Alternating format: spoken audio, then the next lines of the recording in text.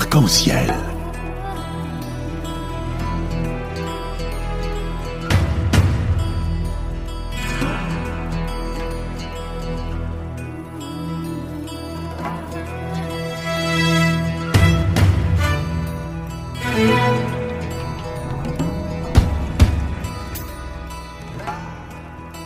Arc-en-ciel, chaque dimanche, actualité, culture, économie, société et animation festive. Avec Abdelatif Arc-en-ciel, la chronique.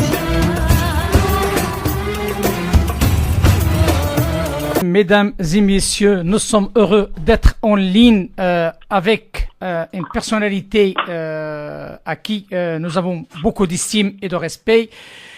Monsieur Bernard Guetta, bonjour et bienvenue dans l'émission Arc-en-ciel. Bonjour à vous. Bienvenue. Bonjour à vous. Bonjour et bienvenue dans l'émission Arc-en-ciel sur Radio Pluriel. Une émission qui est dédiée aussi à promouvoir cette relation ancestrale entre le Maroc et la France. Et il faut bien spécifier à notre auditoire que Monsieur Bernard Guetta, journaliste français, spécialiste de la géopolitique internationale à France Inter, c'est un chroniqueur de politique internationale. Il était dans plusieurs médias, Libération, La Repubblica, après avoir couvert aussi pour Le Monde. Il a couvert la naissance de la solidarité en Pologne, l'essor du néolibéralisme dans l'Amérique de Reagan et l'effondrement communiste dans la RCS de Gorbatchev. La question qui se pose, Monsieur Bernard Guetta, est d'actualité, donc on est obligé de vivre cette actualité et j'ai apprécié énormément votre sortie, votre dernière vidéo concernant cette équation de l'immigration, notamment en Europe. Et la question qui se pose, vous avez bien dit, la peur, panique de l'immigration en Europe. Est-ce que réellement nous sommes dans une phase d'une peur, panique? Qui dit peur, panique, dit manque d'information ou bien manipulation. Mais par contre, est-ce que c'est la réalité selon vous? Oui, malheureusement, c'est la réalité. Il y a une telle peur, une telle panique, non pas chez tous les Européens, naturellement pas, mais chez un grand nombre d'Européens, qu'ils en viennent à absolument tout confondre. Ils en viennent à confondre naturellement les djihadistes, leurs attentats, leurs atrocités, les réfugiés qui fuient les guerres, comme les réfugiés qui fuient la guerre de Syrie ou les guerres d'Afrique subsaharienne, les jeunes gens de pays, attardés économiquement, qui fuient tout simplement le chômage et la misère, avec l'espoir, bien illusoire d'ailleurs, mais avec l'espoir d'une vie meilleure en Europe, et tout cela complètement mélangé, alors que tout cela est complètement différent, bien sûr que oui. Eh bien, tout cela alimente une peur totalement irrationnelle de la submersion, ce sont des mots qui sont employés, de la submersion par les immigrés, voire du grand remplacement, ça c'est un grand mythe des extrêmes droites européennes et particulièrement françaises, donc du grand remplacement des populations européennes par des populations venues d'Afrique et ou du Proche-Orient. Et on est dans un débat qui malheureusement est de plus en plus irrationnel, voire même hystérisé. Parce que quand on regarde les chiffres du Haut Commissariat aux réfugiés, aujourd'hui, le nombre de réfugiés politiques ou migrants économiques qui arrivent sur les côtes européennes est extrêmement faible. Il a été extrêmement élevé, nous le savons tous, en 2015, au pic de la guerre, du conflit syrien et de la fuite éperdue des malheureux Syriens partout où ils le pouvaient. Mais aujourd'hui, il n'y a pas de crise migratoire. On réagit, des gens, beaucoup trop de gens réagissent avec une panique à un problème qui tout simplement n'existe pas. Il peut exister à nouveau dans 2 ans, dans 3 ans, bien sûr. Il a existé il y a 3 ans, en 2015. Aujourd'hui, il n'existe pas. Oui, c'est la question. Il n'existe pas, mais elle fait la une de l'actualité. Donc, le pourquoi cette campagne médiatique, cette propagande à l'échelle internationale. Et on voit, il y a qu'on dirige là, des actions par-ci, par-là. On va laisser l'Europe tranquille, mais on va voir comme quoi le reste du monde non plus n'est pas aussi. Vous avez raison. Et ne pas aussi, voilà, c'est ça la question. Donc on se focalise sur l'Europe qui vit ce qu'il vit actuellement. Hein. Tout le monde le sait, comme quoi il y a des problèmes, il y a des fissures, il y a beaucoup de choses qui sont produites dans ce beau paysage européen. Sauf que ailleurs. Avec tout ce qu'on voit aux États-Unis, avec tout ce qu'on a pu constater avec cette marche arrière de président Trump par rapport à cette histoire des enfants des immigrés clandestins, tout ça pose un réel problème. Avant vous, il y avait un jeune franco-marocain qui s'appelle Hamid Chariat, qui est un géopolitologue, qui a parlé, il est temps d'organiser une conférence internationale sur la question. Selon vous, est-ce que l'Europe a les moyens de s'imposer ou bien d'imposer surtout sa politique, vu le dernier sommet, ou bien plutôt la dernière réunion où Monsieur le Président a fait une conférence sur cet accord qui est obtenu à l'arraché quand même. Vous savez, cet accord, c'est un compromis relativement intelligent, relativement tout à fait acceptable sur le fond, mais qui est un compromis, il faut bien le dire, il faut en être conscient, qui est un compromis complètement boiteux, parce que beaucoup des gouvernements qui l'ont signé ont des arrière-pensées tout à fait différentes. Les Européens, les gouvernements, les 28 gouvernements européens n'ont pas voulu sortir du dernier Conseil européen sur un constat d'échec, sur le fait que voilà, ils s'étaient tout simplement engueulés, pardonnez-moi, et pas mis d'accord. Alors, ils sont arrivés à ce texte, mais dans la réalité, dans la pratique, les positions restent toujours extraordinairement différentes.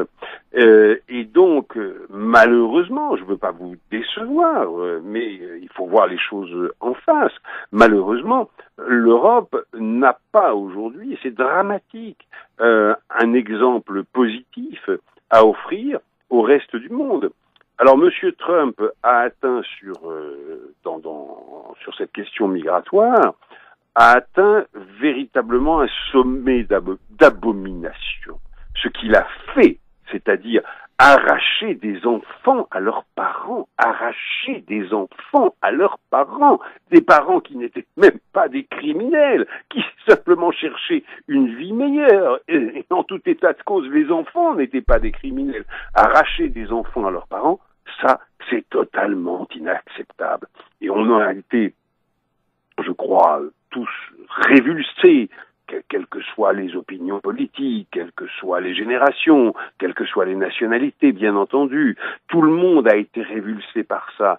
Mais en vérité, ça, c'est le pic de l'horreur dans une politique qui devient partout sur la planète totalement irrationnelle et folle, parce que comme il y a partout dans tous les pays un grand sentiment d'insécurité économique, sociale, parce que l'ordre d'après-guerre, d'après la Deuxième Guerre mondiale, se défait complètement partout, à tout point de vue, dans les relations entre les ouvriers et les patrons, dans les relations entre les États, dans les relations culturelles entre les gens. Comme il y a ce chaos, eh bien, les gens ont peur de tout, et donc ont peur en priorité des étrangers, quels qu'ils soient. Parce que notez bien qu'en France, les étrangers, ils sont africains, ou nord-africains, ou levantins, venant du Proche-Orient.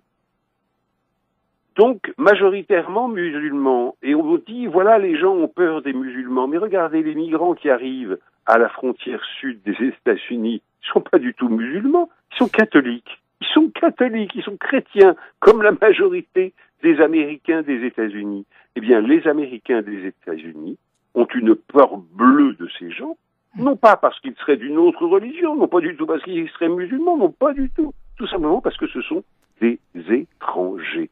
Ça s'appelle la xénophobie, la peur de l'étranger. C'est terrible. C'est terrible, terrible, parce que c'est un recul intellectuel et moral absolument effroyable et qui, en vérité, concerne beaucoup, beaucoup de peuples. Beaucoup de peuples.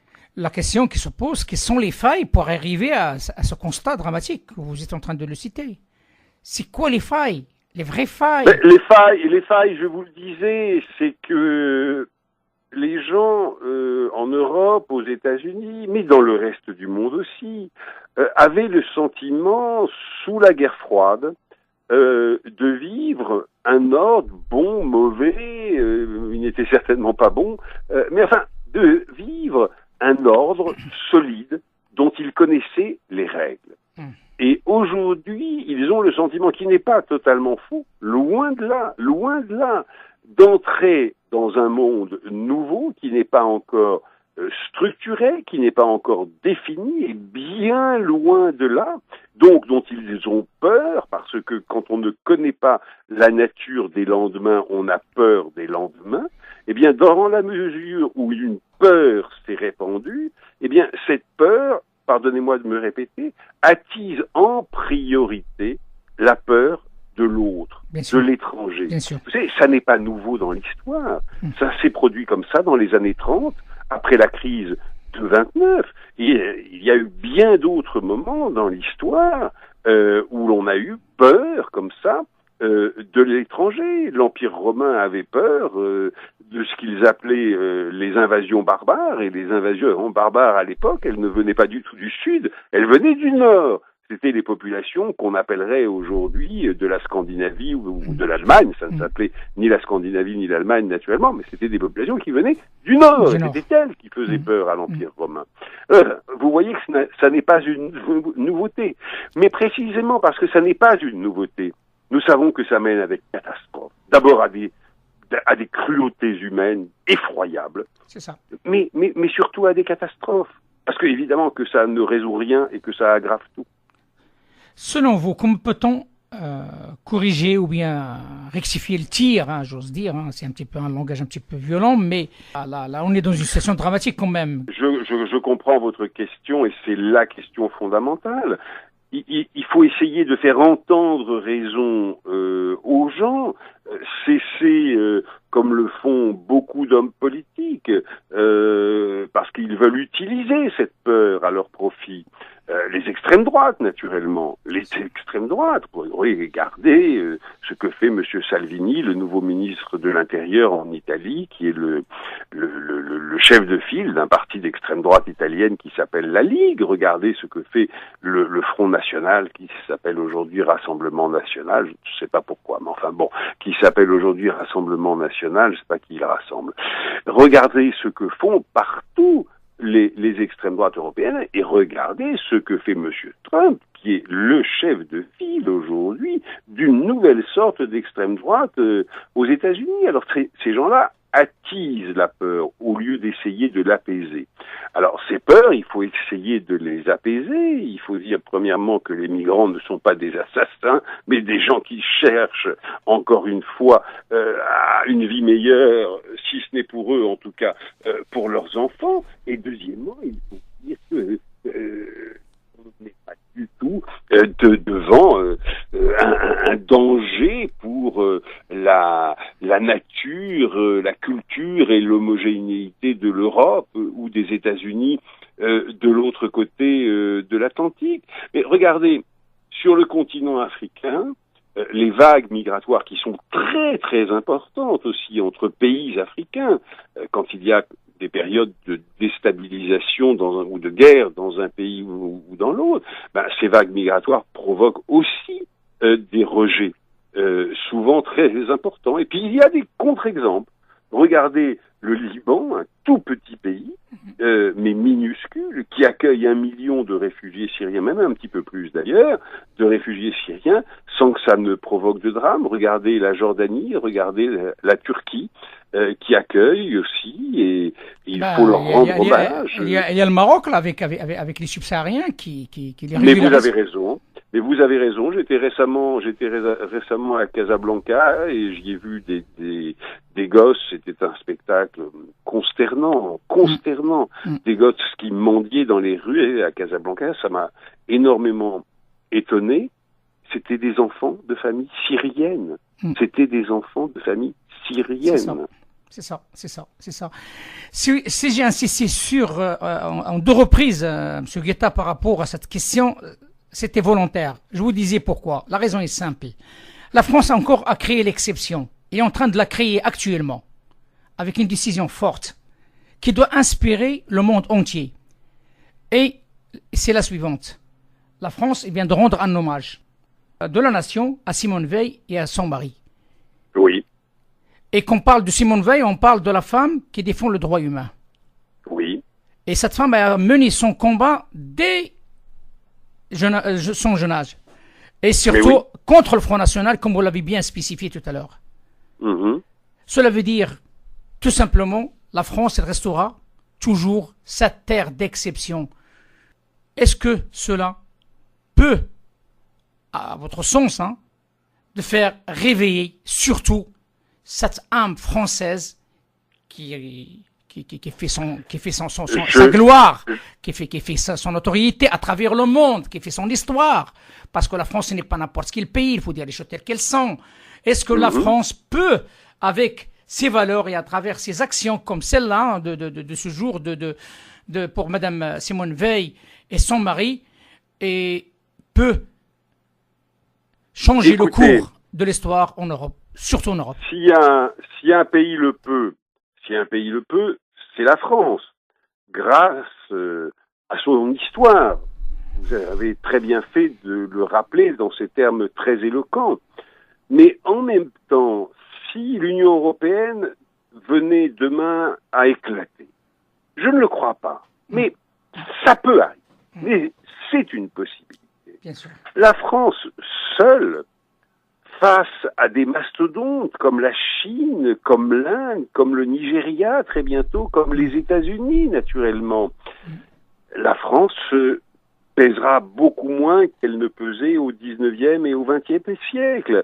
C'est pour ça qu'il est tellement nécessaire de consolider l'unité des pays européens, parce que ces pays européens sont tous des démocraties avec des principes démocratiques beaucoup plus solidement ancrés que dans aucun autre pays au monde, y compris les États-Unis. Je répète, y compris les États-Unis. Mais la période que nous vivons, la période dans laquelle nous entrons et qui est triste, qui est affligeante, qui est extrêmement inquiétante, devrait conduire tous les hommes de bonne volonté, comme vous en êtes un, à militer ardemment, non seulement pour le maintien de l'unité européenne, mais pour son renforcement, afin que nos valeurs communes à nous, Européens, puissent quand même peser dans ce monde tellement inquiétant. Exactement. Mais l'état de l'Europe est préoccupant. L'état de l'unité européenne est préoccupant aujourd'hui. Vous êtes un homme qui connaît le Maroc. Un pays, mon pays d'origine, donc c'est un pays qui multiplie un grand nombre d'actions et qui s'est évolué. Donc, il y a beaucoup d'évolutions, il y a, comme n'importe quelle évolution, il y a des hauts et des bas. Il faut dire les choses telles qu'elles sont. La réalité, elle est là. Le Maroc s'envole doucement, mais fait la distinction par rapport à d'autres pays à son niveau, notamment au Maghreb, même en Afrique.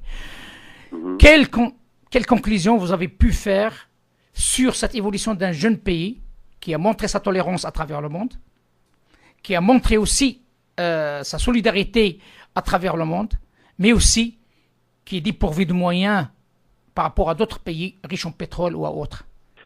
Écoutez, d'abord, permettez-moi de vous corriger sur un tout petit point. Je vous prie. Le Maroc n'est pas du tout un jeune pays. Le Maroc est un pays très ancien. Le Maroc a été dans l'histoire le premier État à reconnaître diplomatiquement parlant les États-Unis. Vous vous rendez compte? Bon, la monarchie dans votre pays est quand même une institution aussi extraordinairement ancienne. Le Maroc a été le seul pays de la région, j'entends, à ne pas avoir été colonisé par l'Empire ottoman, à ne pas avoir été ottomanisé. Donc il y a une histoire de ce pays, du royaume du Maroc, qui est extraordinairement riche, et une histoire dans l'ensemble très belle et très forte. Mais vous savez, j'ai été interviewé récemment par Hamid Barrada sur 2M, la grande chaîne de télévision marocaine. Et j'avais dit à Hamid Barrada, mais enfin, quand est-ce que vous, les pays d'Afrique du Nord, vous allez oublier des vieilles querelles et des vieilles rivalités dont personne aujourd'hui ne connaît plus les origines et les raisons. Quand est-ce que vous allez vous réconcilier, vous unir? Parce que unis, vous pourriez être une nouvelle Californie. Vous pourriez être une nouvelle Californie en face des côtes européennes de la Méditerranée. Et si vous deveniez une nouvelle Californie, eh bien, l'Afrique du Nord et l'Europe pourraient transformer cette région de la Méditerranée, dans la région la plus prospère, la plus belle et la plus forte du monde entier. Alors c'est ça qu'il faut faire aujourd'hui. De même que de ce côté-ci de la Méditerranée, en Europe, il faut travailler ardemment à consolider l'unité des pays européens. Et bien de l'autre côté de la Méditerranée, dans ce qu'on appelle l'Afrique du Nord, il faut enfin jeter les bases d'un véritable rapprochement entre au moins le Maroc, la Tunisie et l'Algérie, peut-être demain la Libye, c'est beaucoup plus compliqué, mais entre le Maroc, l'Algérie et la Tunisie. Mais ça suffit, oublions ces différences, il faut en faire table rase, il faut construire la Californie de la Méditerranée. C'est tout l'espoir que nous souhaitons, même à travers cette émission. Nous l'avons fait à plusieurs reprises, donc j'ai fait intervenir des personnalités marocaines, mais aussi des anciens ministres algériens. Tout le monde le souhaite, notamment aussi Mohamed El Ghazali, donc l'ancien premier ministre, il y en a d'autres. Donc ils ont passé dans cette antenne et chacun il exprime, mais sauf que le souci qui se pose, il y a encore c'est un petit peu la mentalité méditerranéenne quelque part. Vous savez, vous connaissez. Mais vous croyez qu'il n'y avait pas de gros problèmes beaucoup plus graves encore entre la France et l'Allemagne? Voilà. On est bien arrivé à les surmonter. Mais on n'a pas encore arrivé à ce niveau-là. On n'est pas encore arrivé à ce niveau-là de conciliation. Et c'est, voilà. Il faut s'y mettre. Voilà. Il faut s'y mettre. Voilà. Et je reviens à la charge pour parler aussi de Simone Veil. La dame qui a parlé de la conciliation entre les deux Allemands. Absolument. Exactement. Voilà l'objectif qu'on souhaite, monsieur Guetta, dans cette affaire. Mais malheureusement, il y a un décalage entre le peuple et les dirigeants. Le peuple c'est un peuple commun. L'ensemble des Maghrébins qui se trouvent ici, il n'y est pas marqué Marocains, Algériens, Tunisiens, sont tous unis derrière une idée qui s'appelle le Maghreb. Sauf que la volonté politique diffère dans son appréciation d'un pays à un autre. Il y a d'autres comme quoi il y a un pays qui peut être fédérateur et a été lancé par tout ça, par beaucoup de monde, c'est la France.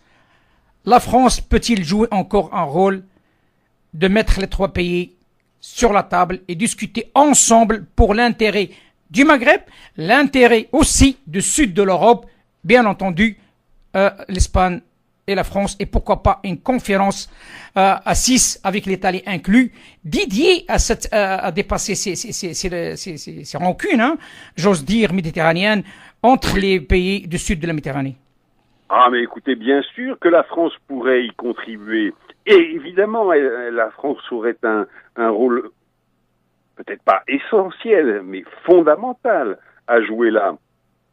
Mais malgré tout, l'impulsion doit venir du Maroc, de la Tunisie et de l'Algérie. S'il n'y a pas une véritable impulsion de ce côté-là de la Méditerranée, écoutez, l'autre rive de notre mer commune ne pourra pas l'imposer. Ça doit venir de vous en Afrique du Nord, pas des Européens sur l'autre rive de la Méditerranée.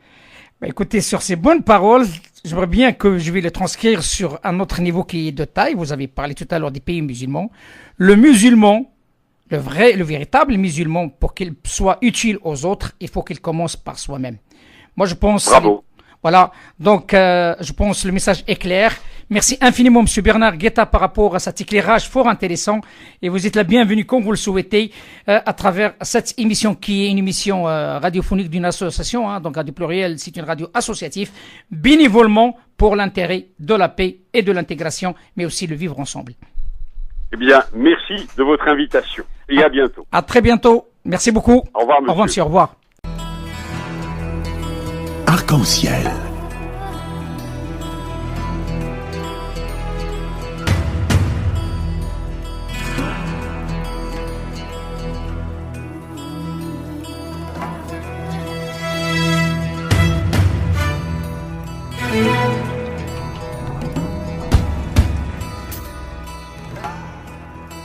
Arc-en-ciel, chaque dimanche, actualité, culture, économie, société et animation festive.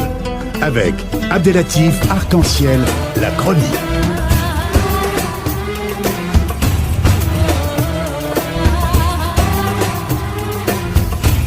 Arc-en-ciel info.